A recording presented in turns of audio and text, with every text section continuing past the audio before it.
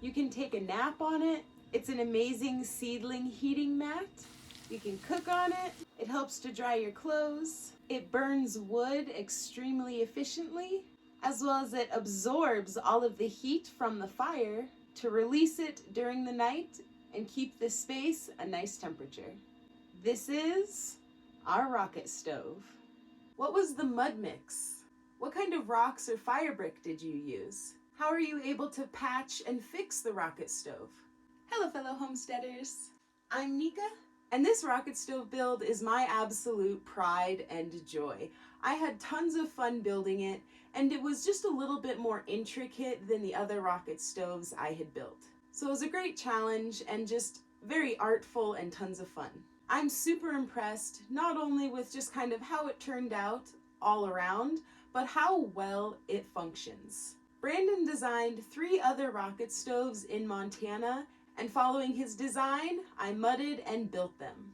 And we took all that rocket stove knowledge down to Arizona and built this beauty.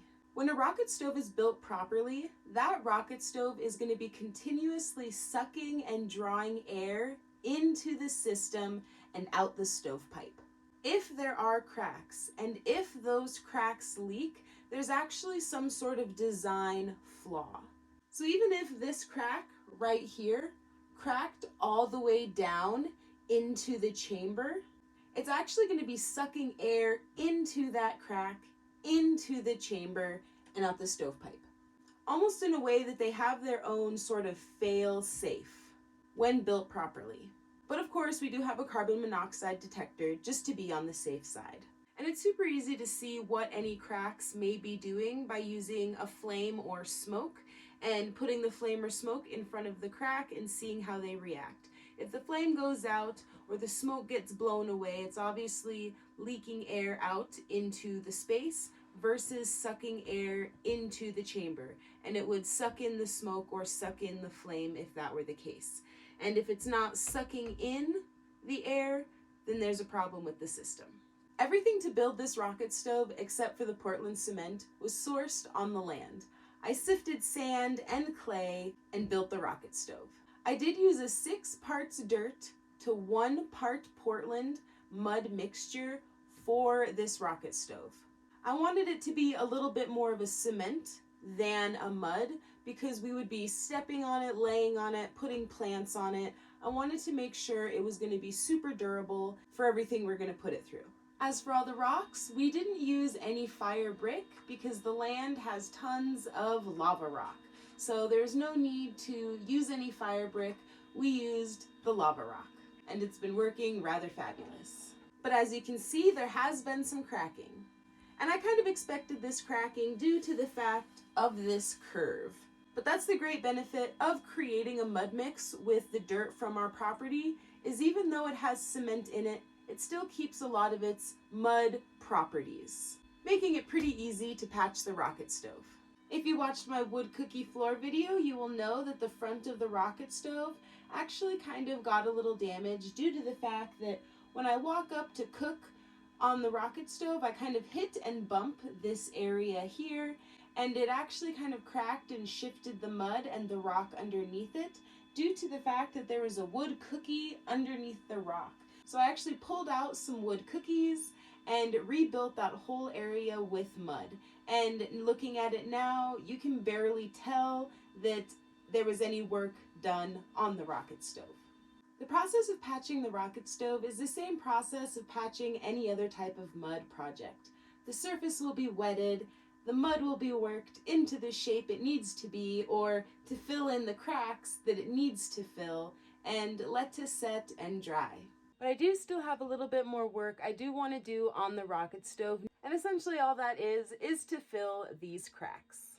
Not because I'm worried about them leaking, it's more aesthetics and I just want to fill them in.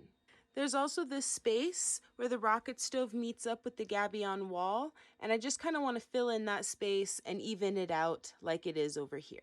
The mud that I used to fill the space between the rocket stove and the gabion was just a regular mud mix. I just dug up some dirt, didn't even sift it, made some mud, and filled in all of that space. So with filling the cracks on the rest of the rocket stove, I am using a 6-to-1 dirt to Portland ratio. This is a very thin, almost slurry mud mixture, and I'm being sure to use a lot of water and little bits of this mud at a time and really working it into the surface of the old dried rocket stove mud. I really want to work the mud into the cracks, but I also want to agitate the entire surface of the bench as I'm going through and filling those cracks to really try to meld the new mud and the old mud together. I'm not trying to create a layer of mud. I really just want to be filling in those cracks and leaving behind just kind of the thinnest layer of mud possible. So I am going through and scraping the surface, adding more water, working that mud into the dirt even more until I'm left with a pretty smooth and nice surface. I also did go through and patched up some cracks around the barrel and just kind of other little spots that could use just a little bit of patching up. And then I do go through with a broom as it dries to essentially buff the surface. Now that the mud is mostly dry, let's start up the rocket stove and cook some dinner. We hadn't run the rocket stove since last night.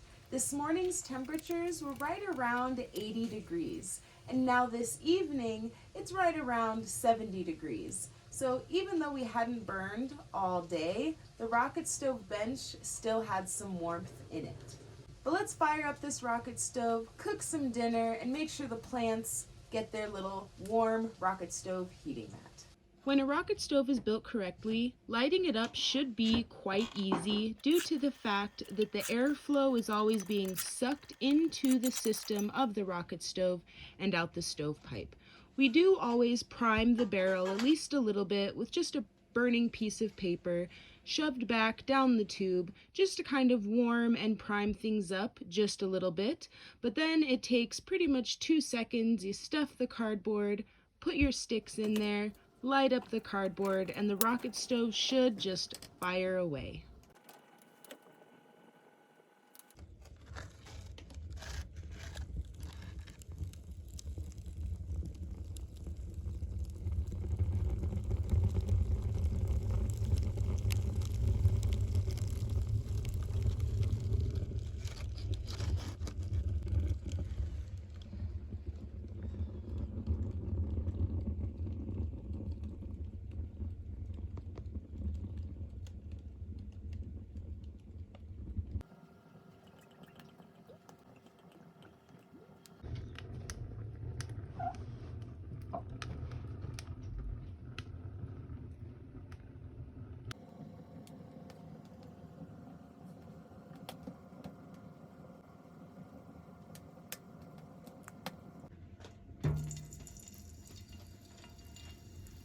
Not hot enough yet.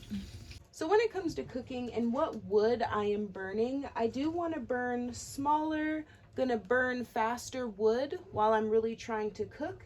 And then if we're just trying to keep stuff warm, it's the bigger, slow burning chunks of wood.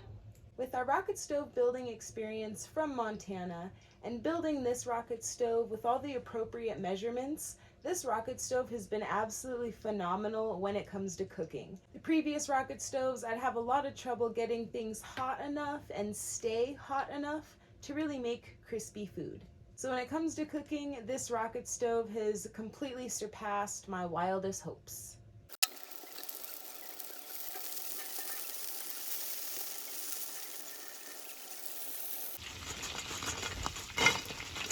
And for sure, the middle of the rocket stove is the hottest point, so sometimes some shifting of the pots and pans is required.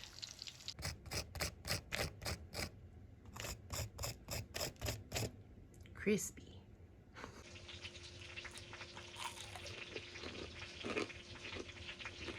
And from just cooking dinner, the bench went from around 70 to a little bit closer to 80. And of course, the longer we burn, the hotter the bench gets. And it's always hotter closer to the barrel. And the rest of the bench actually sits somewhere around 90 degrees for most of the time while we're burning. Winters are always really great because it also gives me an opportunity to burn all of the paper that I don't want to use in compost, the stuff that has the ink and the glossy stuff. Not that we really want to be burning this kind of stuff, but like I always say, no matter what we do with our garbage, nature has to deal with it anyway, and it is nice to be able to get rid of trash by burning it and keeping stuff warm. And with the rocket stove being the wonderful seedling mat that it is, I've had fabulous germination rates and I'm super excited to be able to start my seeds early in the season and get them growing big and beautiful before they're ready to be planted. So not only can our rocket stove do all those super awesome things, but there's also a lot of smaller benefits that come with this system. You always have a nice warm place in the winter to set your butt down. Easily heat up our water in the hot water tank, as well as I will be building a hot water tank for this system as a whole, so stay tuned for that. Also, the whole outside of this area stays warm, so it's a good place to proof dough, heat warming rocks, and just keep the space warm. Not only does the rocket stove keep us warm, but it doesn't need as much wood to keep the space warmer than a conventional stove would. And I think that's one of the best benefits. I will always and forever be Team Rocket Stove. Rock on with the rocket stoves. Peace. Mud is the medium, filling my cup. As rocks I stack, the walls go up. Recycled glass